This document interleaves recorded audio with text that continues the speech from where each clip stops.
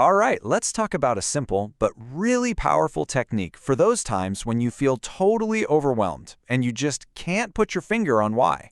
This is a tool that can bring you some real emotional clarity, so let's jump right in. You ever have one of those days where you just feel kind of off?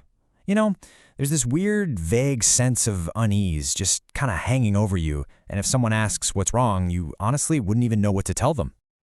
And what's our go-to response? I'm fine. We've all done it, right? It's a reflex. But honestly, it's an emotional dead end. It just shuts down any real curiosity and keeps us stuck in that confusing mental fog. But what if there was a way to just slice right through that fog? Well, that's what this is all about. The incredible power of just putting a name, a label on your feelings. It's how you go from that vague, confusing feeling to some real specific clarity. Just look at the difference here. On one side, you've got I'm fine. It's a wall. It tells you absolutely nothing. But then on the other side, I'm anxious about the meeting. Okay, now that's something. That's information. All of a sudden, there's a cause. It's not some mysterious cloud anymore. It's a specific thing you can actually look at and deal with. So, how can a tiny little change in wording make such a huge difference? Well, it's not just some kind of mind game. There's some really cool brain science at work here. Let's dig into how this simple act actually starts to rewire your brain.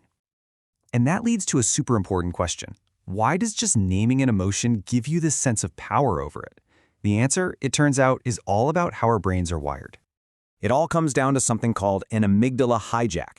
You can think of your amygdala as your brain's built-in alarm system. When that thing goes off, it just floods you with emotion and basically shuts down the logical, rational parts of your brain. You know that intense, out-of-control feeling? Yep, that's the hijack in full swing.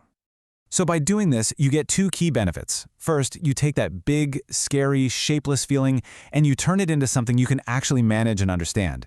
And second, and this is the really cool neuroscience part, the simple act of searching for a word to describe the feeling actually engages the thinking part of your brain. And that activity helps calm down the panicked amygdala, which reduces the whole hijack effect.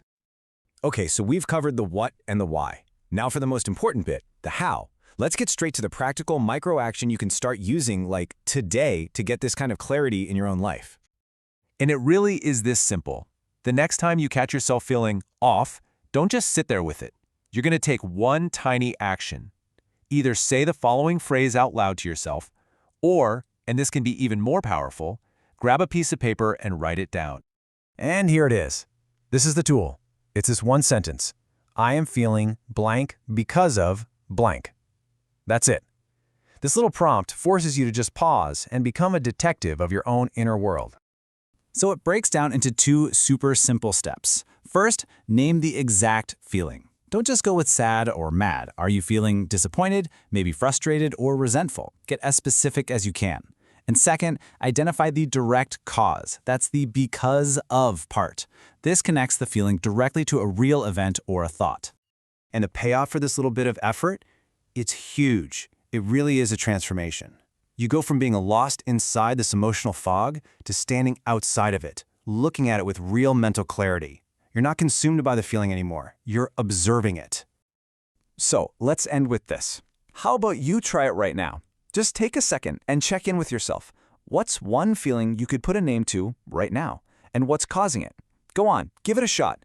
You might be really surprised at the power you find in that one